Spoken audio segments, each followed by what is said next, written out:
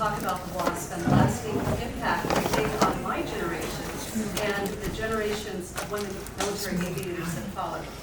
A little bit about myself. I retired from the Air Force in 2000. I went to the Air Force Academy with the first class of women to be admitted in 1976. We'll be celebrating our 50th anniversary next year of that entrance. And from there I went to undergraduate pilot training in Laughlin, at Laughlin Air Force Base in Del Rio, Texas. You may have heard of that little town on the border. I had some amazing assignments. I was stationed in Charleston, South Carolina, where I flew C-141s for many years. I went out to the Air Force Academy after getting my master's degree and taught academics there, as well as flying the T-41 and the cadet flying program. And then I got a really great job with Defense Intelligence Agency and became a flying attaché, the Air Force attaché in the Ivory Coast. And I was there for 2 years. And that's where the plane in the background, that little photo, is a C-12, also a Super King Air that we got to fly around the continent. From there, I went back to Bowling Air Force Base and taught at the attaché schoolhouse before I retired. And as luck would have it, everybody was hiring at the airlines when I got out, so I started flying for Southwest Airlines and was there for 20 years before I had my second retirement. I am very proud to be a charter member of Women Military Aviators, and there are some other charter members here, or at least at the conference there were.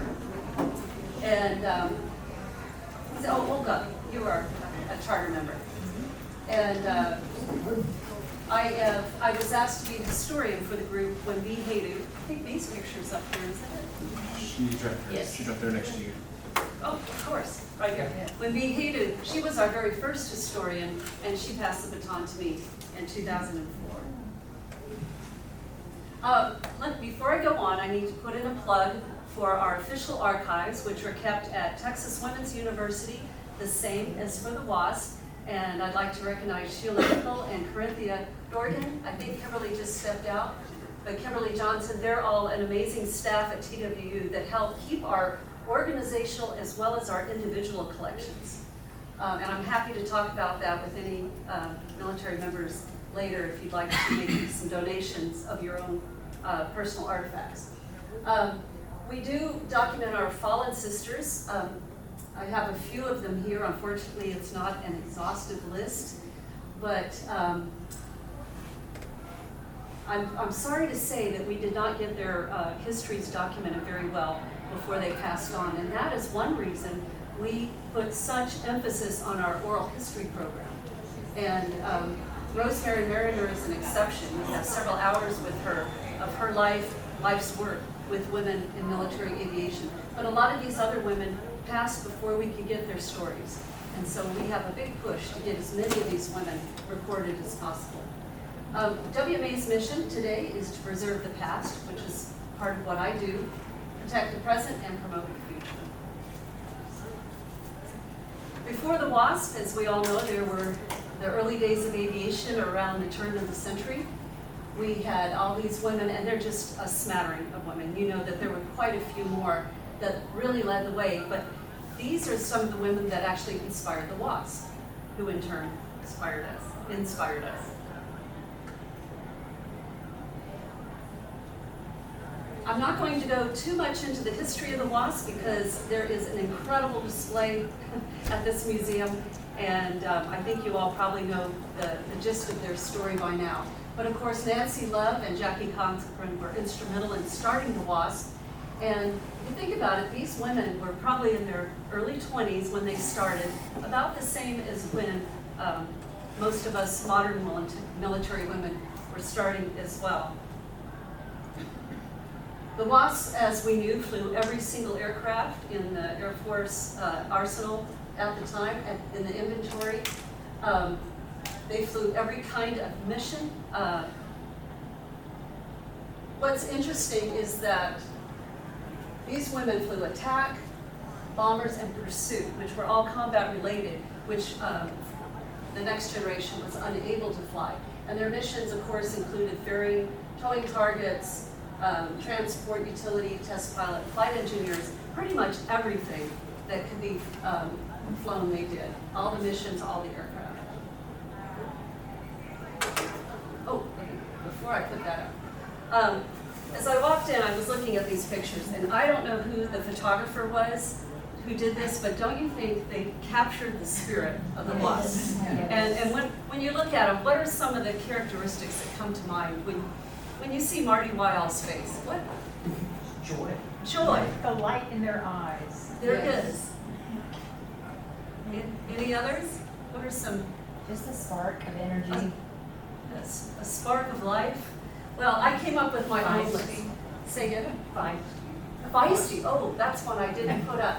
But here are just a few. I won't go over them all. But you know, when I first met my WASP, I call them my WASP, my friends, these are just some of the characteristics that jumped out at me and are out of them at me because they were women that were truly remarkable. The only older women I knew at that time were my grandparents, and these ladies were very, very different than me. But keep some of these characteristics in mind as we go through the different generations. I put this slide up to show you some significant events that were happening in military aviation. 1944, of course, the WASP disbanded, and a lot happened in the intervening years. Some of them joined the military, some went on to different kinds of jobs, but every one of them seemed to excel at whatever they chose to do.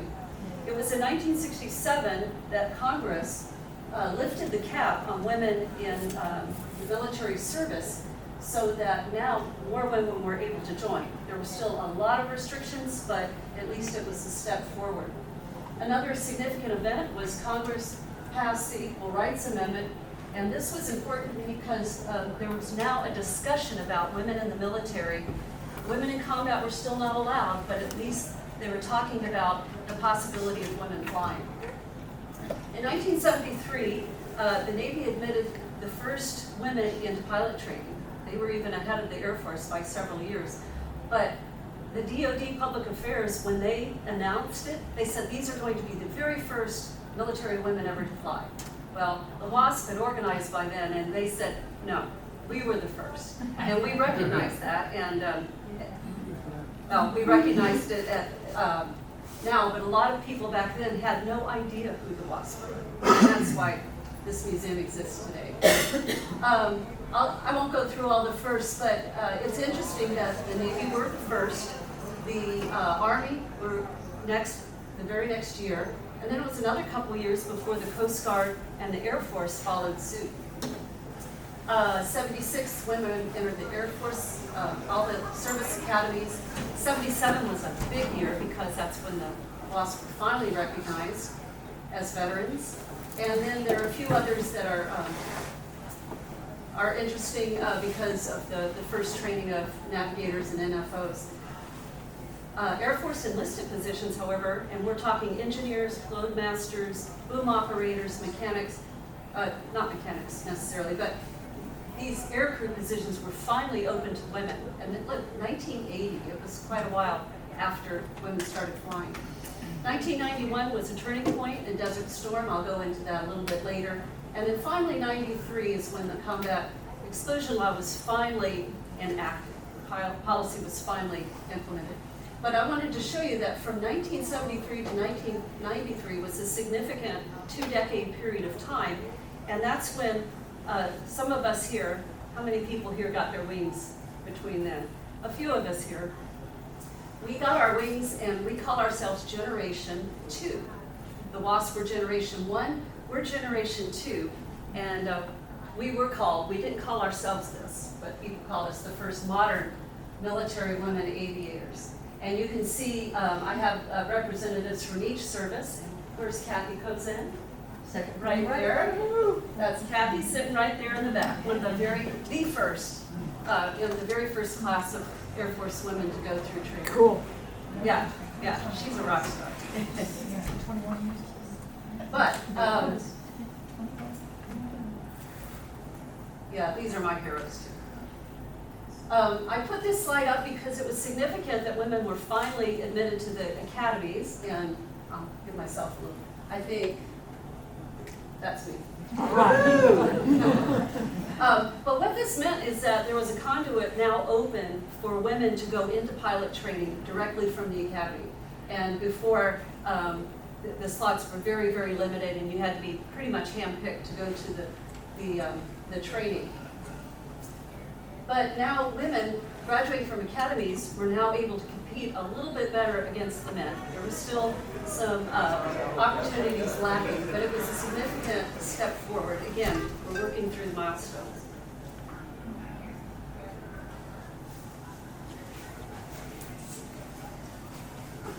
Okay,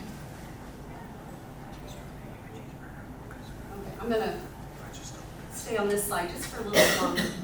It was about this time, we were in the academy from 76 to 80. In 1978, about halfway through that time, Sarah Hayden and Marty Weil, and we have Marty's granddaughter sitting back there, I'm so proud to know her. They decided to start a separate organization from the Order of Fifinella to offer the modern women pilots and navigators who were coming into being to offer a sisterhood, a community, like they were so thankful to have with the WASP, because they knew we were going to need it. And they actually incorporated the organization in 1978. It was relatively inactive for a couple of years, but they had a slate of officers, including Bede Haydu, Marty Weil, Betty, I don't see Betty Nicholas up here, Dee Dee Deaton, I think, was in on the very beginning. But there were only 9 of them that started this small organization. Well, I don't know if this is fate or what, but at the same time, there were some women from Luke Air Force Base in 1981 who had the same idea. And they had sent out a survey to all the rated women. There weren't that many of us, but maybe a little over 100. And when I say rated, I mean navigator and pilot. That's what rated means. It means you've earned your wings through pilot or navigator training. But they sent a survey out to see if the women who were serving would have had any desire to be part of a group, to be part of one of these sisterhood organizations. And the response was very, very positive. Well, somehow, and I wish I knew how this happened, Sarah Hayden got wind of, and her name was Barb Ruby, who started all this for the active duty women. She heard of Barb's efforts and made a phone call, and they immediately connected. And then Barb and she was a T-38 instructor pilot out at Luke Air Force Base. She and a friend, Jane Omi, flew all the way out to Massachusetts and visited Sarah in her home. And that's what this picture is. It's a little grainy, but remember we were using Instamatic cameras back then. And there's Sarah Hayden. There's Barb, the two that made first contact. Sounds kind of space age. Betty Nicholas, Jane Omi, who was her pilot. I'm afraid I can't make out that one. Hut Foray and Lois Ochterlund. And those were the very first women. And Betty Nicholas and I think Marty must have taken the picture because she was there too. But they came all the way from Indiana to be part of this initial group. This is a really significant event. But while they were there, they decided to combine the two groups, the active duty women and the few WASP. And here's the purpose that the person came up with, which was very similar to what we have today. It's been tweaked a little bit.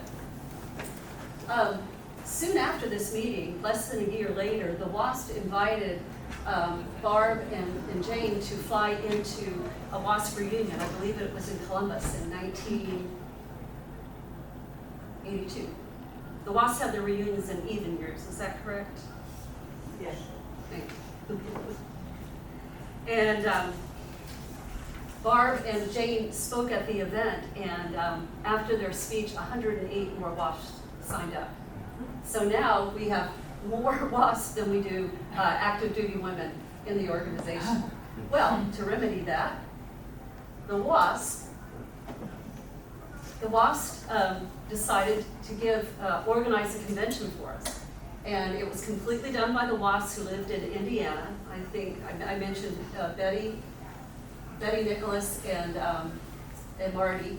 And then also, I think Madge Minton was in Indiana at the time. Anyway, it was in Indianapolis. It was a fun event. It was 1983, and I don't know what I was doing with my bangs in this one, but I think I had what a body weight was. Very 1980s. I was the treasurer. Delashar was a board member. Sarah was a clerk because she had incorporated the organization. Lois, I believe, was a board member, and Barb was president.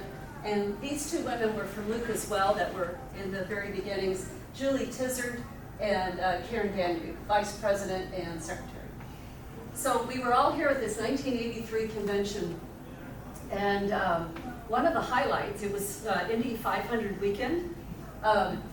Barb organized a 4-ship T-38 flyby at the Indy time trials. It was incredible. She had to go to other pilot training bases to get enough women to do this, because there were only a handful of T-38 women that were available to do this flyby, but very significant event. And the crowd went wild, you know. I remember being on the infield and just being so proud. This first convention really set the tone for the conventions to follow. Was anybody else there at that very, Olga? Well, I flew that. oh, I'm sorry, that's you right there. I apologize. That's okay. Yeah. There's, which one were you in? I was 2. You were number 2? That's so cool. So we have another rock star in our midst. Although all the WASP were rock stars. Do you have anything you'd like to say about that? Well, what happened that day is they had overcast, and so it eventually became Popeye. So Barb had to work her way through the clouds to find the racetrack. And so at the last minute, she found it, and we all like turned and just made it right over the time trials. Oh, cool.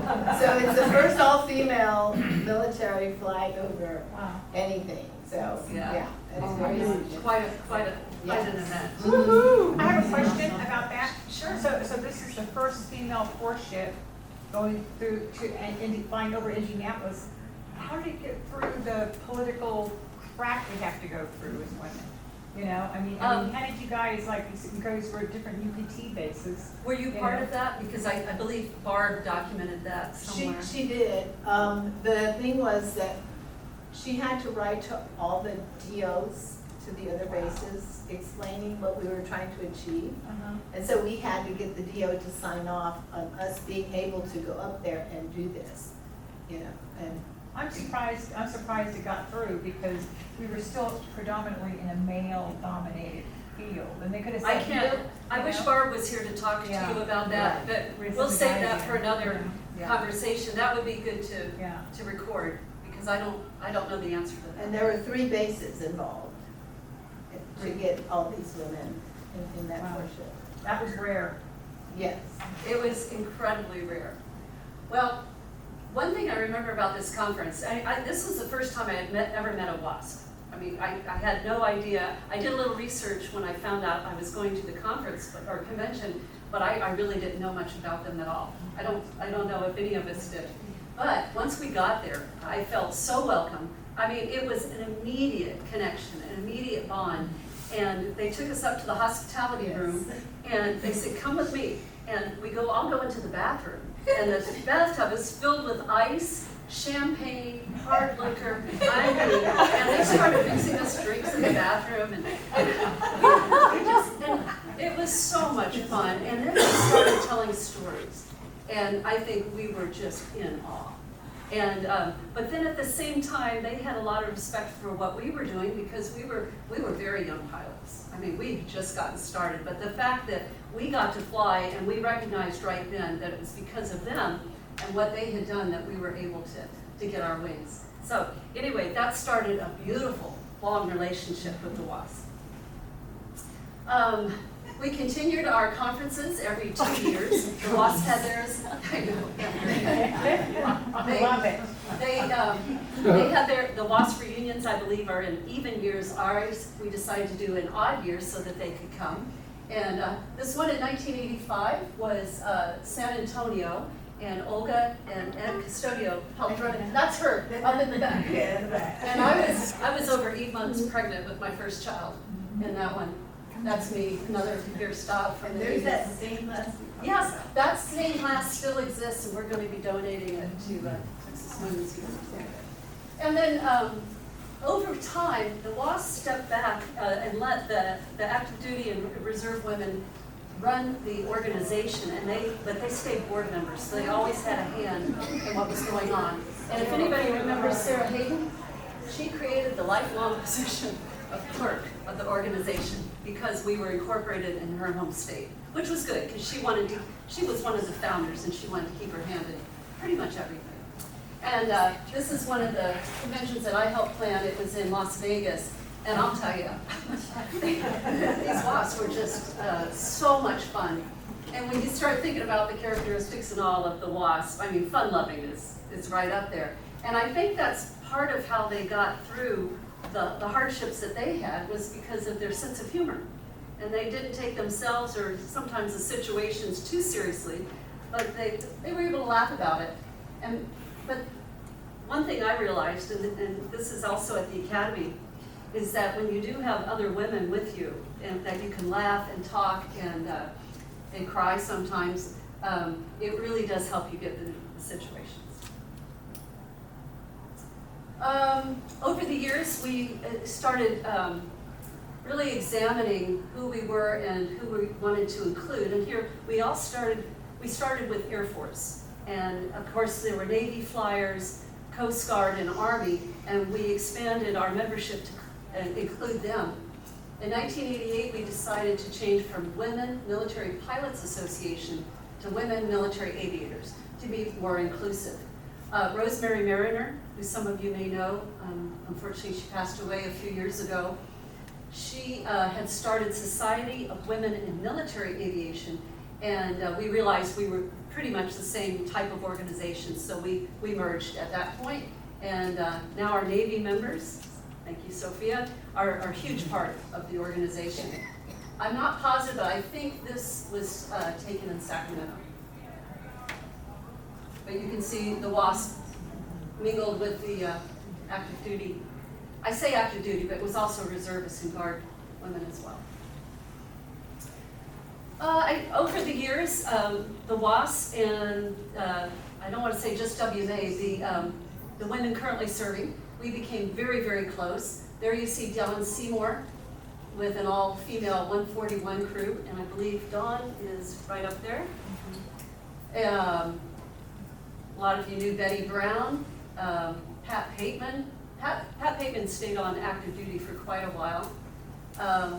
And then some of the women, Kathy, are you in this picture? I don't think so.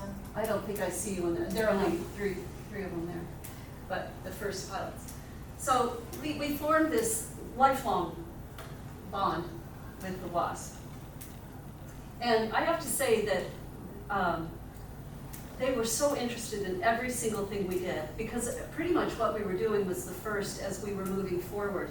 But we recognized that they were truly the first military women to serve their country. Here are just a few more fun pictures from conventions past. You see that the theme of this, what was the theme? The 1900s? I don't know. It's like the 1920s. But, yeah, maybe it was the Roaring 20s. Does that look like it would be representative? Yeah. But if you know your WASPs, you can pick out quite a few. Roby Anderson and Adela Shar and of course Sarah. And anyway, they're just wonderful. And I know this was taken in the hospitality room.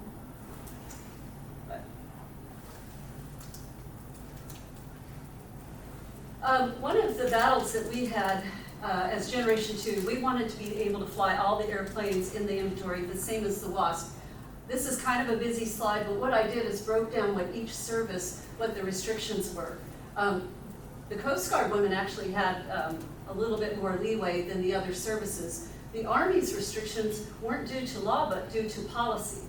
And the Army women, when you hear them tell some of their stories in a roundtable format, they may not have been allowed to fly combat, but they were in the thick of things. But one of the problems with these restrictions and the combat exclusion law is that it affected the leadership positions you can get and your promotions. So although we were doing a great job at what we could fly, we still were adversely affected by the law. So some of the things that we were able to do, that's Peggy Dennis there. She's a charter member. She became an instructor pilot. Trish Beckman, another charter member, she was a navigator, became a F-18 test engineer. She has some incredible stories about women flying in other countries. Susan Helms was my roommate at the academy, and she became an astronaut, went up to space 5 times, held the record for the longest spacewalk for, well, many, many years. And then we were also able to fly into missions that supported combat. I flew in, it was called Urgent Fury, but I flew several times into Grenada in 1983. Kathy, did you as well? No, not Grenada. Not Grenada. El Dorado Canyon was the mission into Libya to support that attack, and women could fly tankers, KC-10s, tankering the FB-111s, but they were not able to get the medals out of that mission because they were women and they weren't allowed to be in the combat theater. And by the way, that's not a KC-10, that's the newer tanker, I apologize. I know somebody was gonna bring that up. Oh, and Vivian Craig.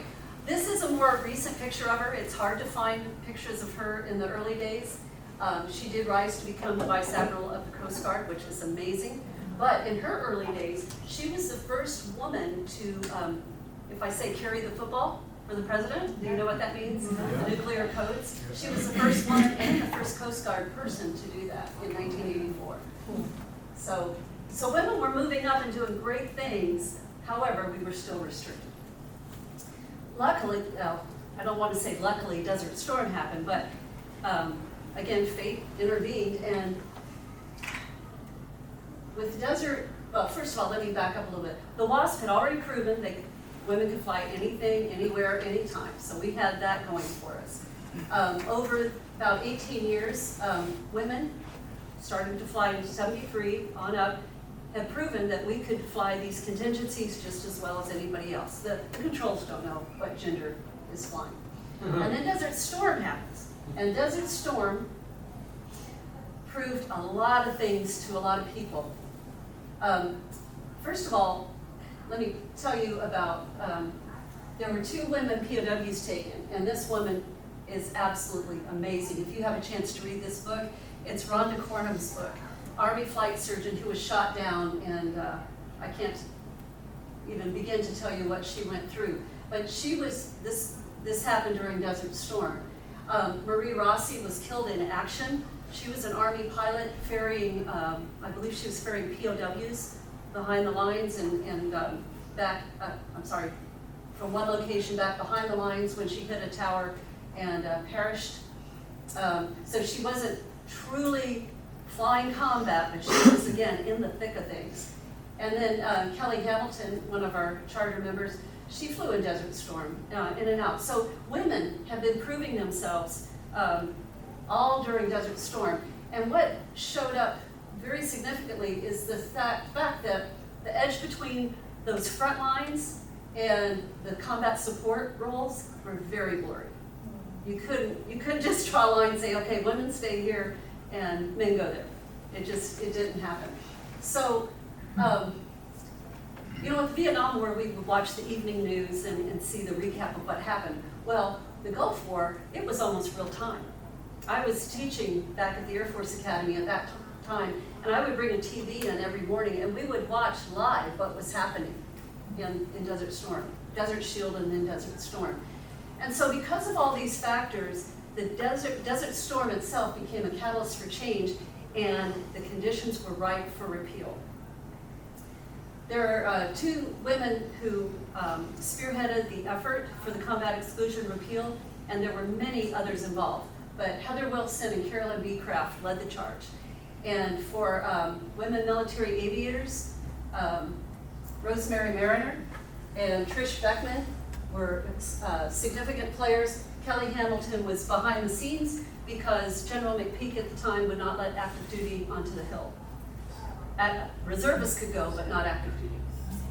So the way they decided to organize the lobbying effort for the repeal of the law was that a civilian or non-military woman knowledgeable about the law would be accompanied by a WMA member in full uniform on leave whose role was to educate. And what they would do is tell the senators, the staffers, or the congressmen what their role had been in Desert Storm and what they had been doing all these years of flying. And our historical committee has put together quite a lot of documentation on that time period, so I won't go into it, but the good part of the story is that the law was actually appealed in 1991. This was huge. I mean, it just opened so many doors. However, some of the folks who were against the repeal tacked on a 2-year exhaustive study on women in the military, which it slowed things down. So it wasn't until 1993 that the repeal was actually lifted, and now combat aircraft and the missions are open to women, and the first Marine Corps women can go to combat, or actually not go to combat, can train, because they couldn't even train before, because all the military, the Marine Corps aircraft were combat related. So 93, we've hit 2 decades of women military aviators, and now Gen 3. How many Gen 3 people do we have? You earned your wings 93 or beyond. Actually, there's some folks, and I know Sharon Pressler is an example. She earned her wings before 93, but she was able to start flying combat in 93, I believe. In fact, That's her. many of you have seen Sharon around. She was the first F-16 pilot in the female in the Air Force. And this is Martha McSally and Jeannie Levitt, A-10s and F-15s. So huge, huge, huge.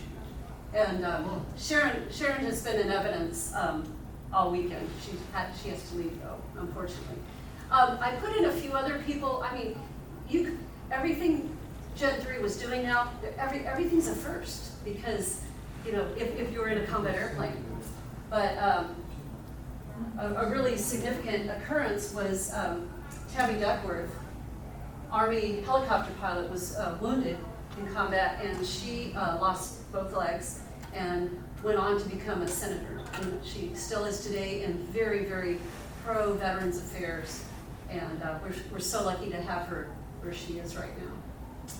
But yeah, people just, and I should give a shout out to all the women who are not flying fighters and attack. A lot of us just kept flying the tankers, the utility, the bombers, the training. I mean, they're all important and we were all excelling, but now the caps were lifted so that we can become commanders of composite squadrons and so on. I don't need to go through all of this, but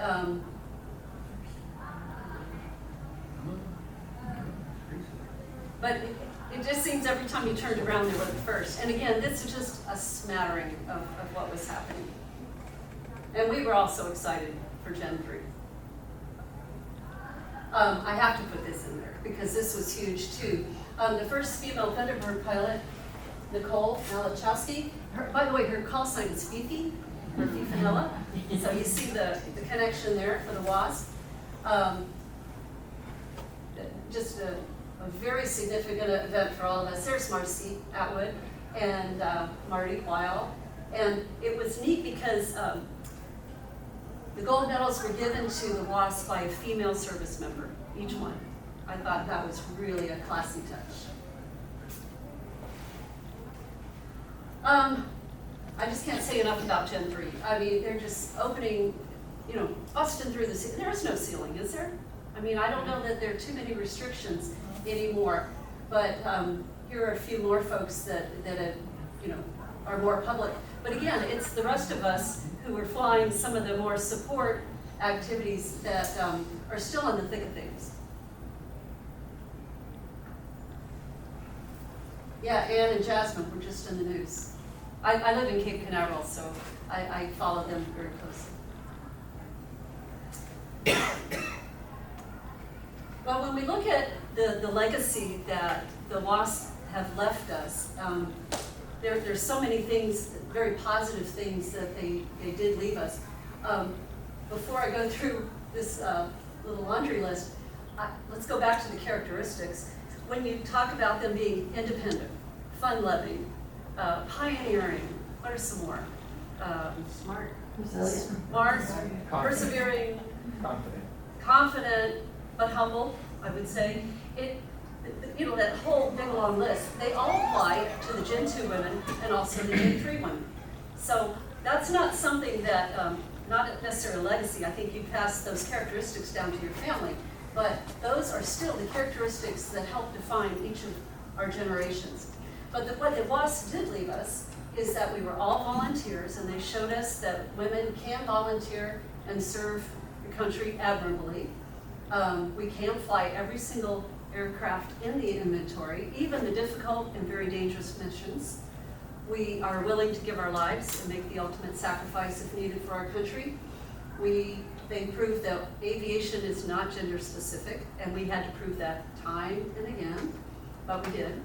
And they faced adversity with humor and grace, and I think that might be one of the best parts of their legacy. These pictures are more modern pictures of how, unfortunately, the WASP have not been able to make our conferences, but one of the highlights of our conferences is called the Flight Suit Social. And we get all the women together, and so we have it used to be the WASP and Gen 2, now it's Gen 2 and Gen 3. These women are all test pilots, and some went on to become astronauts. These women, I think these are mostly Navy women. Is that right, Sophia? Air Force. It's a little blurry.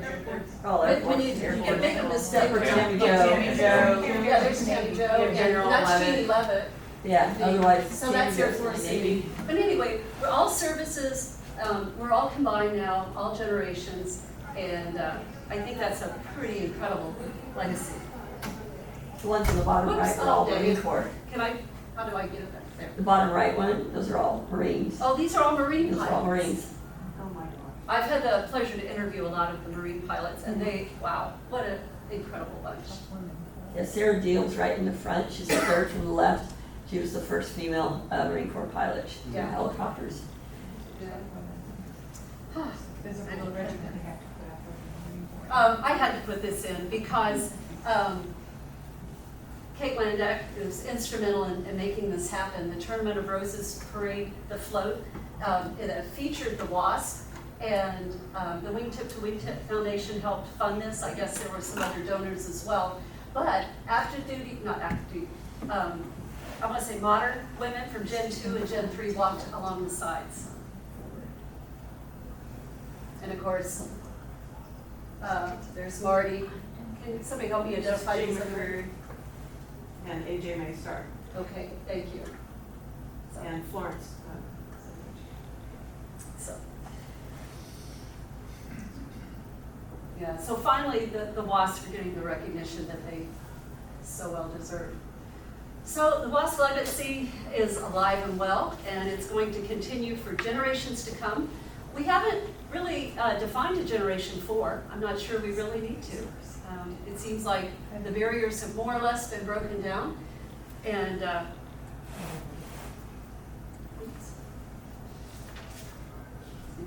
thought I would need notes, but apparently I didn't.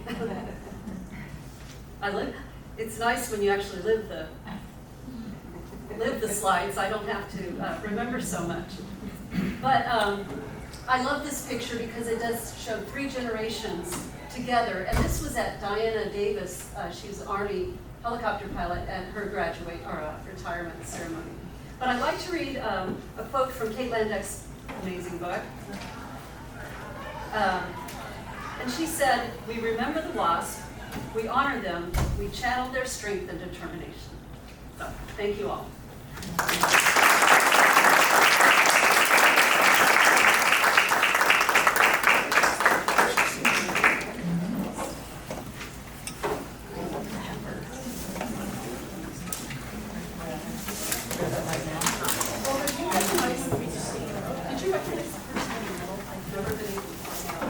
didn't know that. last picture. So I write things. Oh, cool.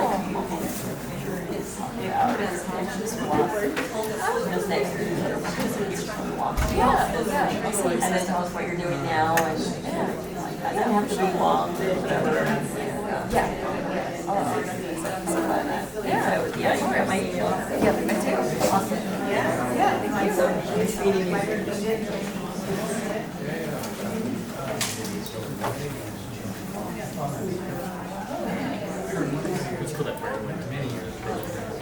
Yeah, that was a big deal.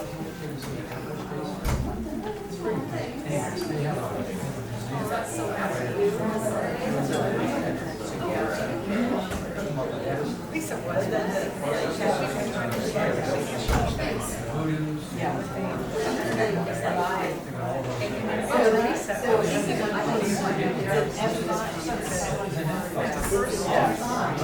Oh, yeah.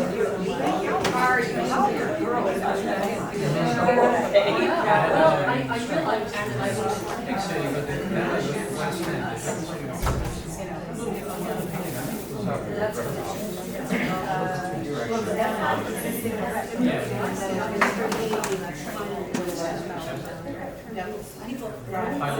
Yeah, they just. So the double seat, there's